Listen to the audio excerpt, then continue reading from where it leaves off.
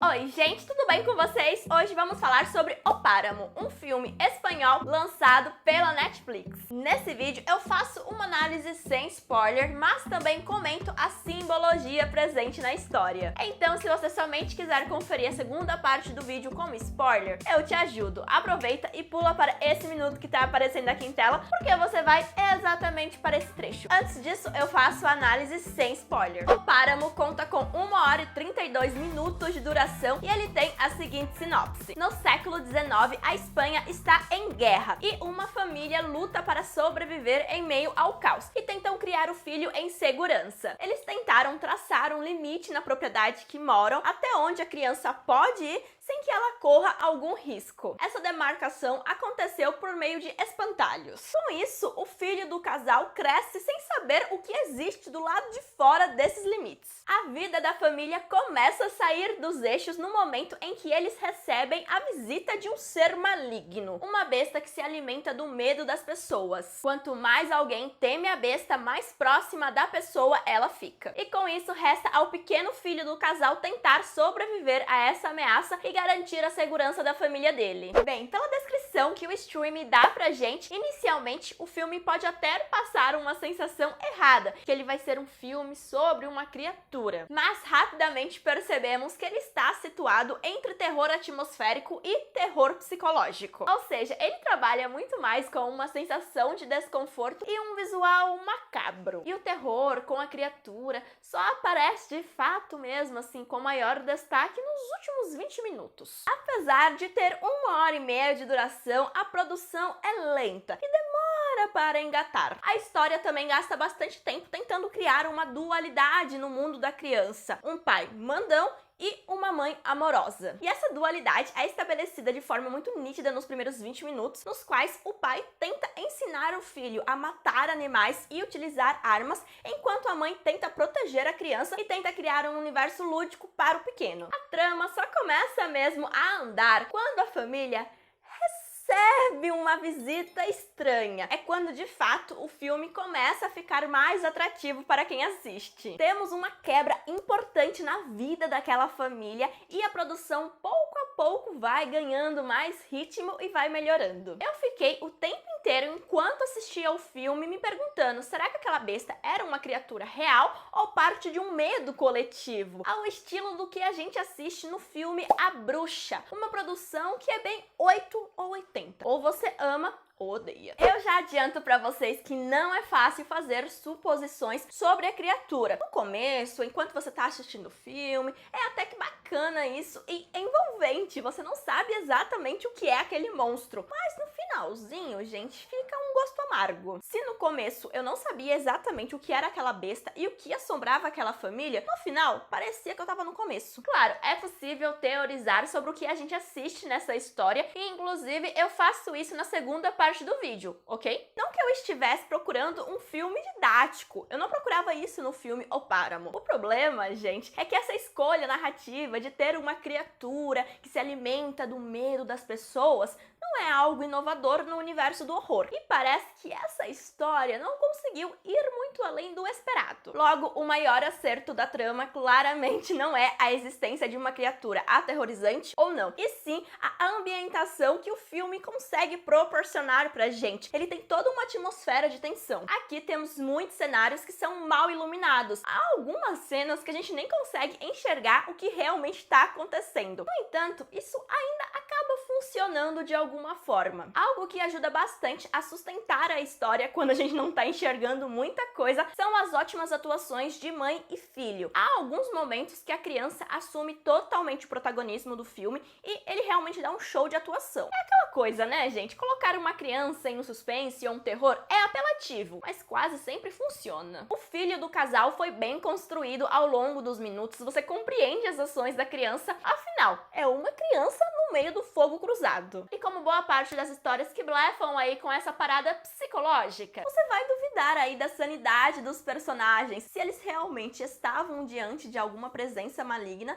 ou se tudo aquilo fazia parte de uma histeria coletiva por conta da guerra, mesmo que a gente em momento algum no filme veja a guerra em si. Eu preciso fazer um pequeno adendo sobre o desfecho da história. Temos a resolução dos conflitos daquela família, porém eu fiquei com uma sensação de vazio, sabe? Se você já assistiu o filme, me conta aqui nos comentários se você também teve essa mesma sensação. E já que eu falei de sensação de vazio, eu também tive essa mesma sensação quando eu parei para refletir sobre alguns símbolos, elementos, bonequinhos para ser mais precisa. Esses bonequinhos de madeira foram jogados na história, mas não foram bem explorados, bem aproveitados em momento algum. Foram utilizados como um recurso para causar desconforto e não necessariamente agregar algo à história. Bem, é evidente que O Páramo é um filme de baixo orçamento. Isso fica muito claro pra gente pela limitação de locações que a história teve. Boa parte do filme é situado dentro da casinha da família, temos algumas cenas no quintal deles e uma ou outra ceninha em um pequeno lago. No entanto, conseguiram aproveitar bem esses cenários, tá, gente? Há algumas situações que temos uma sensação de claustrofobia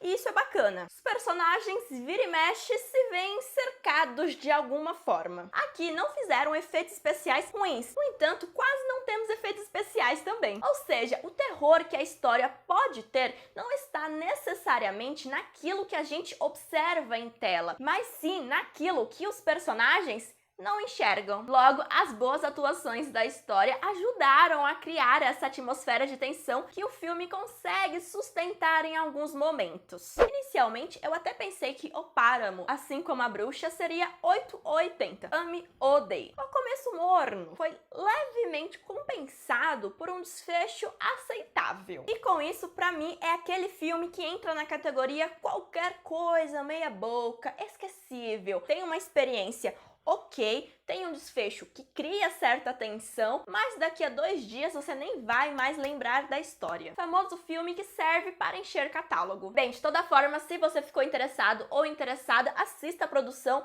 e tire suas próprias conclusões. Bem, agora fica o meu alerta. Irei para a parte 2 do vídeo, onde eu comento a simbologia da história. Então, se você ainda não assistiu o filme, já sabe, pausa o vídeo aqui e volta depois. Combinado? Mas não esquece o like e deixe seu comentário aqui embaixo sobre o que você achou da minha análise. E bora teorizar sobre o filme O Páramo. Bem, inicialmente eu nem queria criar final explicado para esse filme, porque eu não via muita necessidade. Achei o final bem intuitivo. O menino decidiu enfrentar a besta. A besta acaba enfraquecida porque o menino já não tem mais medo dela. Com isso, ele consegue fugir da casa em chamas, levando a mãe junto. Só que ela acaba morrendo pelo meio do caminho. Ele decide seguir fora dos limites dos pais e vai conhecer o mundão aí que aparentemente está um caos. E sim, o pai do garoto morreu. Isso é o que a gente consegue extrair do filme a partir do que ele nos mostra. Mas é possível também extrair algumas simbologias da história. E é isso que eu quero fazer aqui com vocês. Fomos informados no começo do filme que no século XIX a Espanha tinha passado por várias guerras e algumas pessoas escolheram se isolar para poder fugir de tanta violência e também de tanta loucura. Ou seja, desde o comecinho do filme estava lá estampado na nossa cara. O isolamento foi a solução encontrada pelas pessoas naquele momento, mas também acabou criando vários outros perigos. Ao meu ver, a besta não era real, era apenas uma histeria coletiva. Podemos perceber que a mãe somente começa a enxergar a besta a partir do momento que o marido dela conta essa história em detalhes. Assim como a criança também só começa a ser assombrada por essa criatura a partir do momento que ela se dá conta que a mãe está sendo assombrada. Ou seja, o medo foi o que levou as pessoas a acreditarem nessa criatura, mas não somente o medo, a solidão também. Pelo que o pai e marido contou para eles, ele tinha uma irmãzinha que morreu, mas antes ela enxergava essa besta cada vez mais e mais próximo dela. Mas quem prestou atenção na parte que eles comentam que aquela criancinha não era tão amada pelos pais, ela não era tão bem tratada assim por eles. Ou seja, ela era uma criança solitária e a partir da solidão ela começou a acreditar nessa criatura. Podemos até mesmo fazer um certo paralelo com a depressão. A criatura era enxergada a partir do momento que as pessoas não estavam tão bem assim mentalmente. O que eu quero dizer? Traduzindo, a mente das pessoas era o que alimentava a besta e não necessariamente o medo que as pessoas sentiam pela besta. A mãe ficou totalmente desolada a partir do momento que o esposo dela partiu, especialmente após ela ter a confirmação que ele morreu. E a criança, pouco a pouco, vai perdendo a inocência e também a sua principal protetora,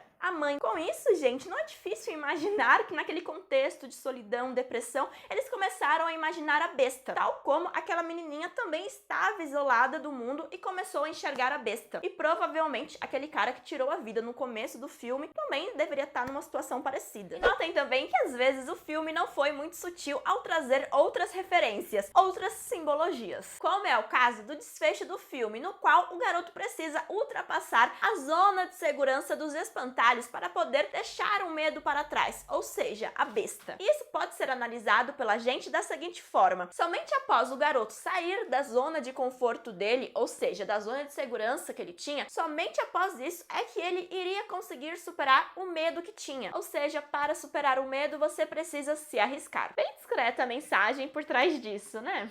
Bem, se viajei na batatinha ou não sei. Talvez nem o próprio diretor quisesse passar alguma mensagem com o filme. Mas, ao menos, podemos teorizar sobre ele, não é mesmo? E você, o que acha do filme O Páramo? Gostou dele? Tem alguma interpretação diferente para a história? Compartilha aqui nos comentários. Bem, se você assistiu o vídeo até agora, não esquece o like, viu? E também se inscreve no canal se você ainda não é inscrito. Por que você ainda não é inscrito? Não perde tempo, corre e se inscreve no canal, porque aqui eu sempre trago os principais lançamentos de séries e filmes. Eu te agradeço por ter assistido o vídeo até agora e a gente se vê em outra oportunidade.